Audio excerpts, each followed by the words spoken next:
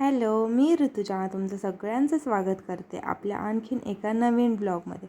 तर भाऊबीजेच्या दिवशी सकाळी सकाळी सगळं तयारी केली होती ताईंनी त्यांच्या भावांना ओवाळण्याची, पण त्यांच्या भावांचा टाईमपास चालू होता. कोणीच लवकर पाट्यावरती बसायला तयारच नव्हतं.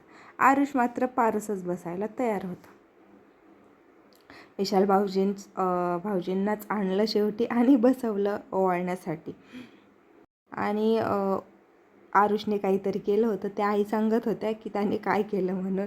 नंतर वाळून वगैरे झालं आणि नंतर आमच्या लक्षात आलं की टोपीच नाही म्हणून. नंतर भाऊजींना घालण्यासाठी मी टोपी शोधून दिली आणि फोटो सेशन चाललं होतं. एका मोबाईलमध्ये काढलेले फोटो काय आवडत नाही, त्याच्यामुळे 2-3 मोबाईलमध्ये फोटो काढायचे. त्यातून नंतर एखादा कुठं आवडतो फोटो. त्यानंतर निकिताताई बसल्या होत्या भाऊजींना ओवाळण्यासाठी आणि मीही आरुषचं आवरून घेतलं होतं. त्याला अंघोळ वगैरे घातली होती आणि मध्ये मध्येच फोटो काढायलाही यावं लागायचं, त्याचंही पाहावं लागायचं. सगळा नुसता गोंधळ चालला होता आमचा. हे सगळं शूट तर करून ठेवलं होतं, पण पोस्ट करायला टाईमही नाही भेटला आणि म्हटलं की नवीन मोबाईलमधूनच सगळं करावं. पण नवीन मोबाईल चालू व्हायला काही मुहूर्तच लागे नाही.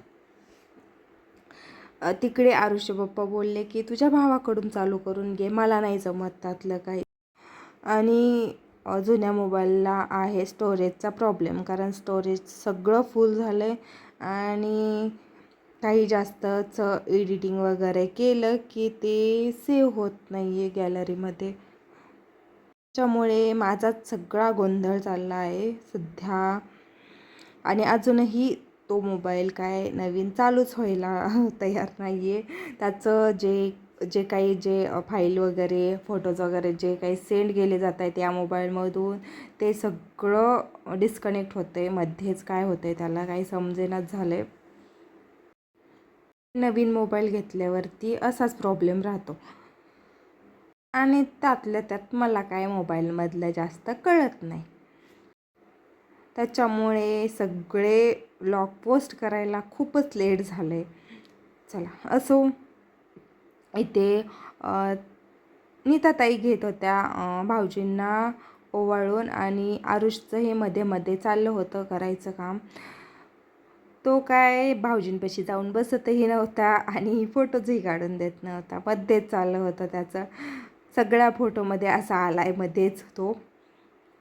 आणि भाऊजींना काही लवकर फोटोच आवडेना त्याच्यामुळे फोटोज काढून त्यांना दाखवून त्यांना आवडला तर ठीक, नाही तर परत दुसरे काढायला लावायचे आम्हाला. एवढा गोंधळ चालला होता सगळा आणि हा सगळा गोंधळ सकाळ सकाळी चालू होता. त्याच्यामुळे आमचा काही नाश्ता वगैरेही झालं नव्हतं, स्वयंपाक तर लांबच राहिला.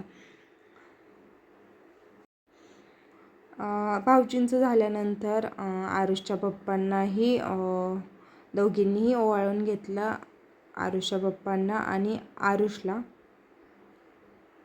पण तोपर्यंत कोणीतरी कॅमेरा बंद केला होता वाटतं. एवढी सगळे होते ना, लेकरंही खेळत होते, काय माहिती कोणी बंद केला. त्यानंतर सगळं आम्ही आवरून घेतलं स्वयंपाक वगैरे आणि दुपारच्या वेळेला इथे आमच्या कान्हाचं चाललं आहे खेळायचं काम.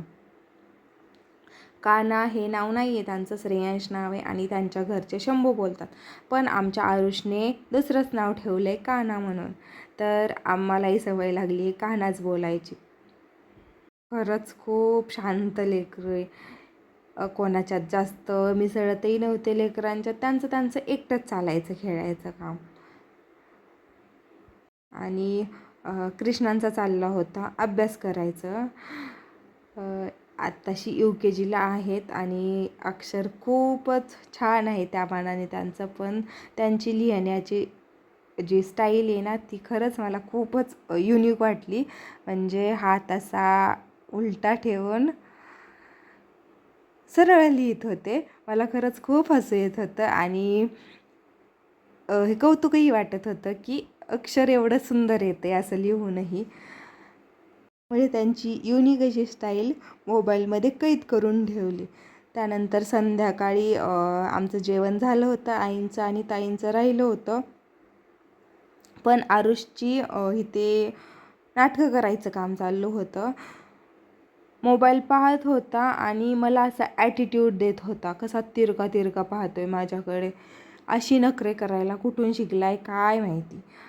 आणि प्रज्ञेश झोपले होते आमचे. प्रज्ञेश, कृष्णा सगळे लवकर झोपायचे, का नाही झोपायचे, पण आरुष सगळ्यात लेट झोपायचं. इकडे गावाकडे आल्यावरती त्याची रात्रही लवकर होत नाही आणि दिवस पहाटेच सुरू होतो त्याचा. त्यानंतर दुसऱ्या दिवशी सकाळी आम्हाला दर्शन झालं आमच्या या गोडुल्या परींचं. स्वामीनी नाव ठेवलं आहे यांचं. आणि इतक्या छोट्या आहेत तरी त्यांना मोबाईल पाहायचा कसा समजतं ना, किती एकटक पाहून पाहत आहेत मोबाईलकडे. आणि मोबाईल घ्यायचा होता त्यांना हातामध्ये, त्याच्यामुळे एवढी धडपड चालू. त्यानंतर आमचं चाललं इकडे सगळ्यांचं नाश्ता करायचं. आणि भाऊबीजेच्या दिवशीच संध्याकाळीच आल्या होत्या संगीताताई आणि ज्योतिताई.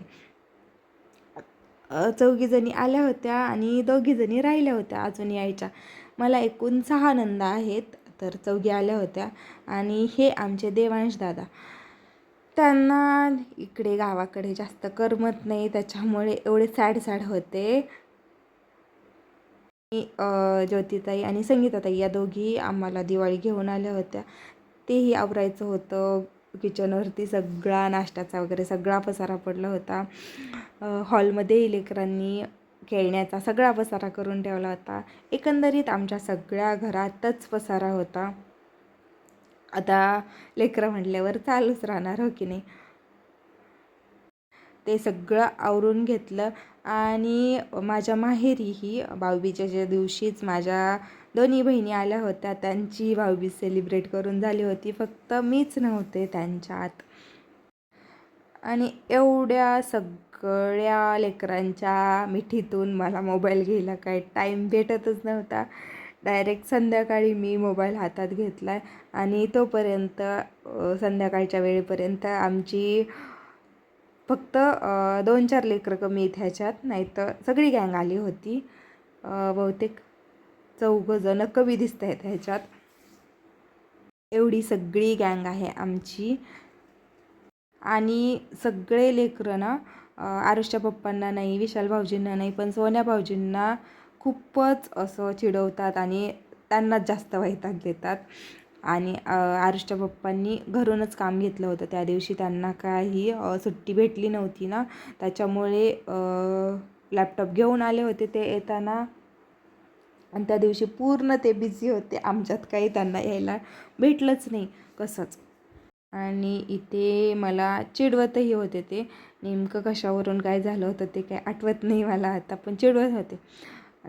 तर चला इथेच आपला आजचा ब्लॉग एंड करूयात. जर आपले ब्लॉग पाहायला आवडत असतील तर आपल्या चॅनलला सबस्क्राईब करा आणि व्हिडिओला लाईक करा. चला बाय, टेक केअर.